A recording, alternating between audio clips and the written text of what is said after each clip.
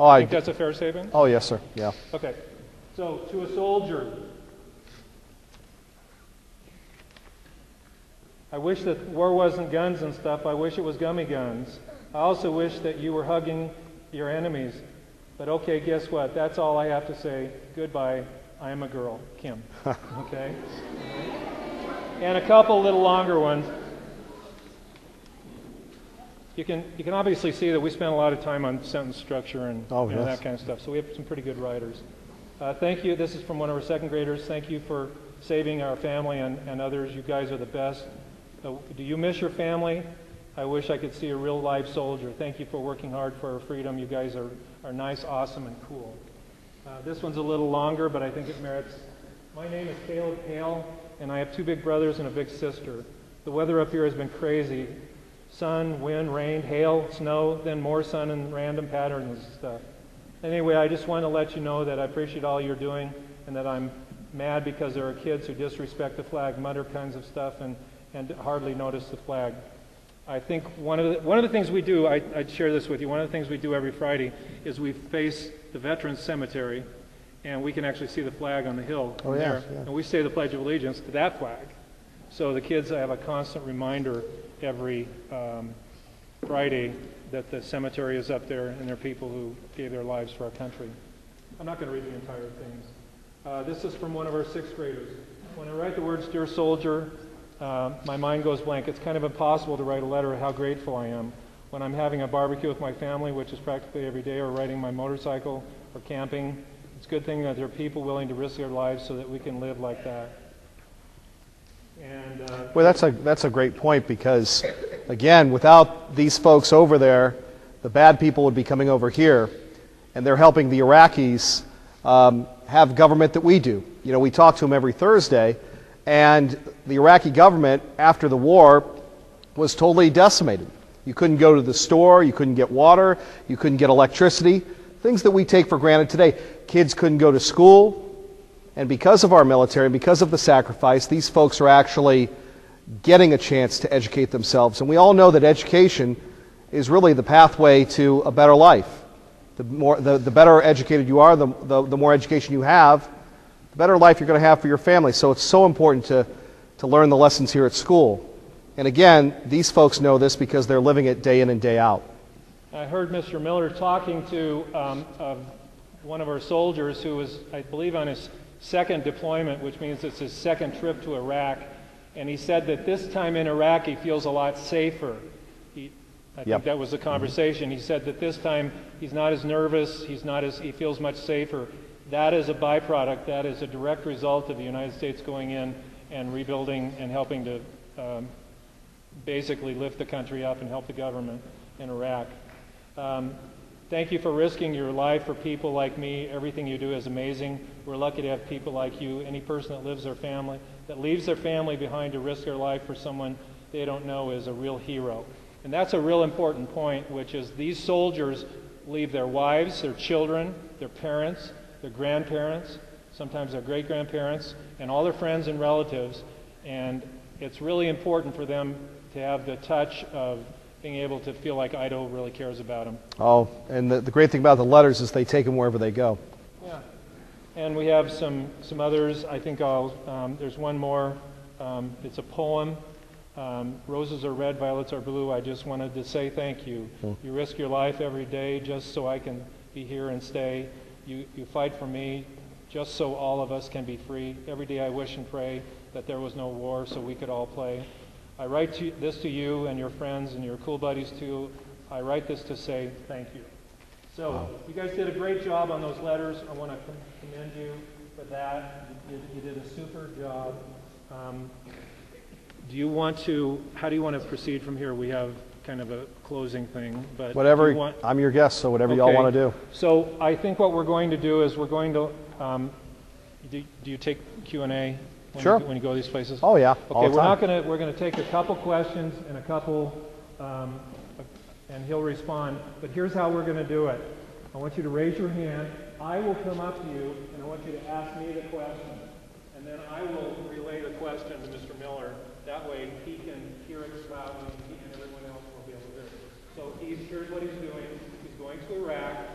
He is going to deliver letters to our soldiers, and that's his basically his mission. Now, if I don't take your, if it's not a question, like if it's a statement, like if you raise your hand and say, my grandfather was in the Korean War, that's really not a question. So I'll probably move on to the next person. So I would take probably 5, maybe around there questions. So I'll look at the question.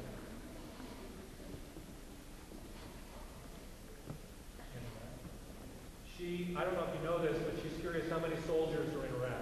We have, I believe it's 1,500 from Idaho, 600 from Oregon, and 600 from Montana. So I believe that the most is 1,500. It's either 12 to 1,500, but 600 from Oregon, 600 from Montana, so quite a bit from the state of Idaho. Okay, good. Raise your hand.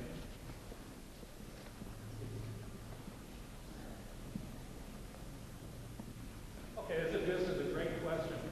What inspired you to do this?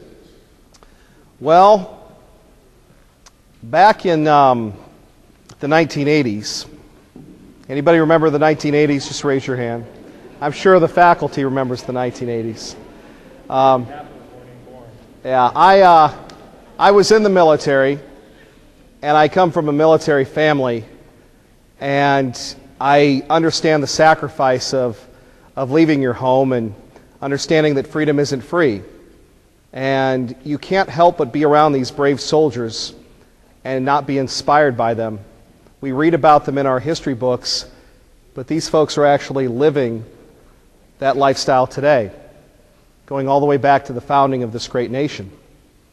You know, it's very unusual that we have self-rule like we do in this country, and we have a constitution, and you have the ability to pledge allegiance to the flag, and if you disagree with the government, you can. That's a special place. So I did this because I wanted to be a part. I wanted to show just how special these folks are and what they go through. Because sometimes you don't always see it. Sometimes people don't. Okay. Well, what does a secret mission mean? A secret mission is, well. Anything secretive about your mission? Well, they've told, you know, it's funny because we here on the outside, especially what I do, all I do is talk. So it's impossible for me to keep a secret. But it is. I just talk all the time. But I'm not supposed to say, I've kind of said where I'm going to be, and when I'm on the phone with the soldiers, I say, oh yeah, it's in Baghdad. And they go, no, don't say the name of the city for security reasons because we don't want people to know where we're going. It's Camp Prosperity, which is a military base. Now, a secret mission is you go do something and you can't tell anybody. And we've seen that in the news recently, and you have people that risk their lives, and because of security, they can't say what they've done. It's great when you say, hey, I did a great job, but these folks do it all the time, and they don't get the recognition that the rest of us do. Yeah, and probably, and this is not a secret, so I think I can say it publicly, the most current secret mission that probably has made the news was the death of Osama bin Laden. It was obviously a very secret mission, and none of us will ever know who was involved in that mission. That will be kept a secret, I'm sure, by the military. So those heroes will probably receive a medal and a citation possibly, but their bravery is going to. A lot of the heroes, their bravery goes unnoticed. So let's go to the back.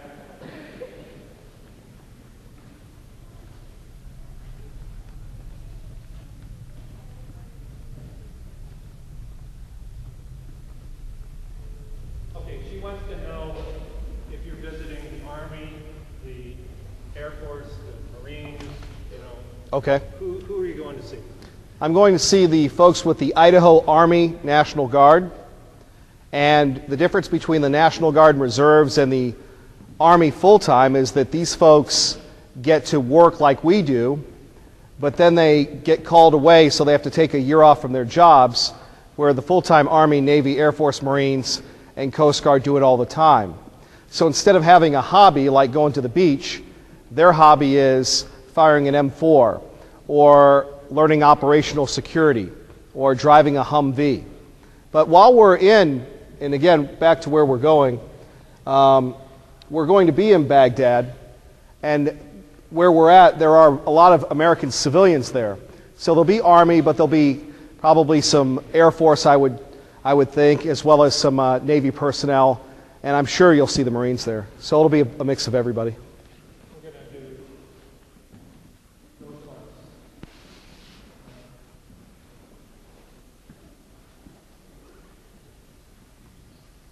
She wants to know, and I doubt this, she wants to know if you have any children of your own that are in the Army, so, but you said you came from a military family. No, I don't have any children in the Army or anywhere. But you bring up a good point. And, you know, we talk about the soldiers. And once again, the reason why these letters are so important, because I'll tell people on the radio and TV how many letters we collected. And wherever we've gone, we've always run into people that have had their dad or their mom is overseas. So the soldiers are really concerned about people taking care of their families. So the families will know that the soldiers are being taken care of from your letter. Okay, we're going to do one more and then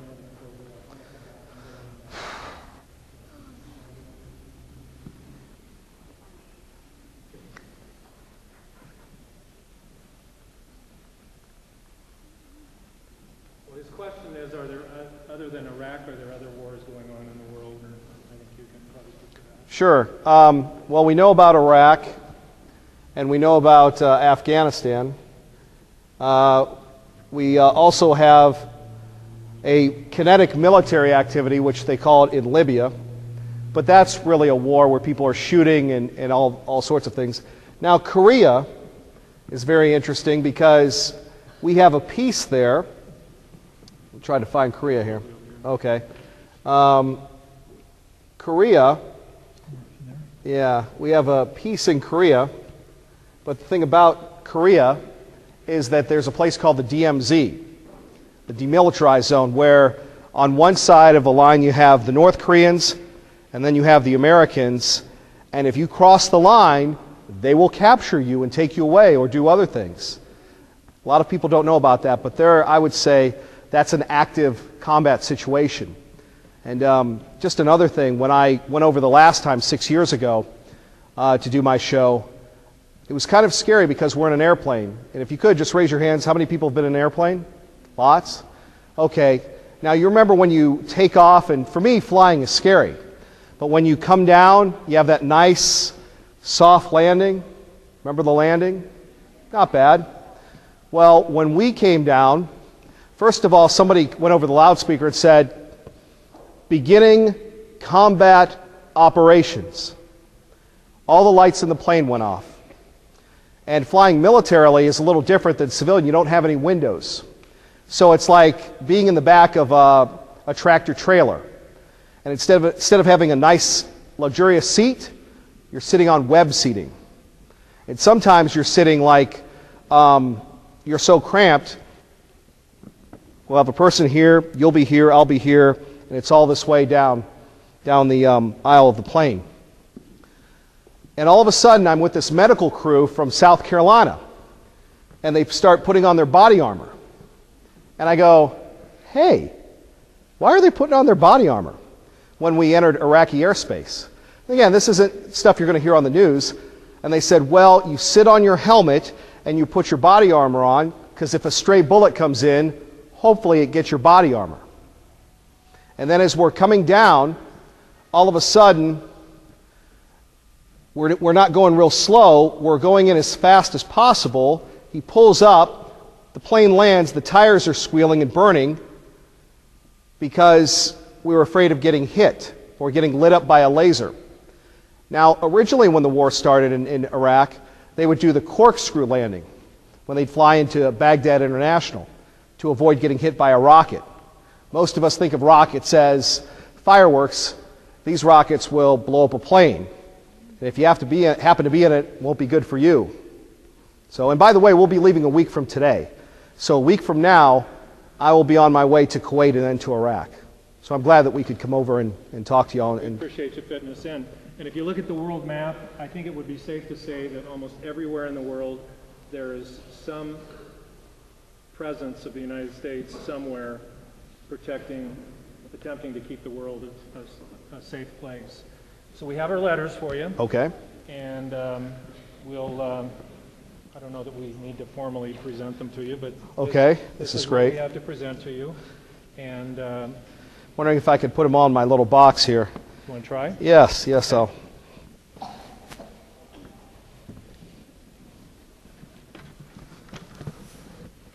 Just take this stuff out here. We'll just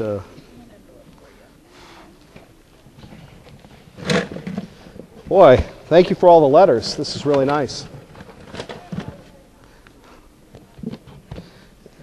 Okay. And our goal is to have over 3,000 letters. So this helps quite a bit. Now this is a first. As Tom will tell you, we've never had anybody stuff the mailbox before, so this is great. Yes. Wow. That's it, and then these will just... Well, good thing this is made of steel. All right. Great job. Thank you all. Incredible.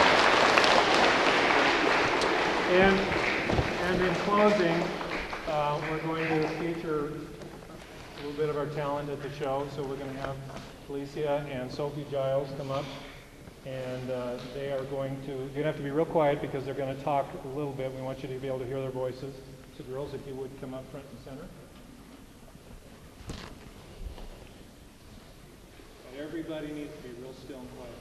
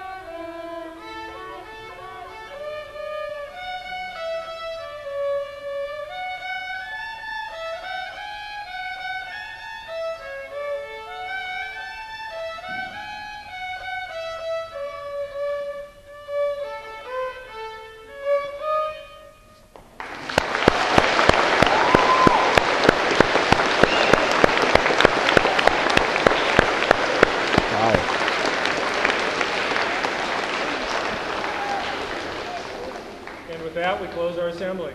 We wish you good luck. Thank you. Godspeed Thank you, as sir. you travel. Thanks. We appreciate your supporting our troops. Well, thank you for the kind hospitality. And everybody needs to remain just where you're at. We're going to try something here. You know how when I say good morning, okay, we're all going to, when I say 1, 2, 3, we're going to say thank you, Mr. Miller. Ready? 1, 2, 3.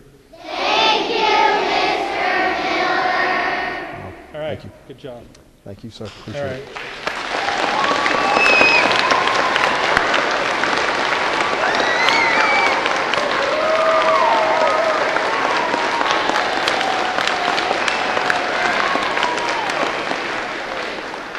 All right. Watch your teachers. They'll tell you what to do.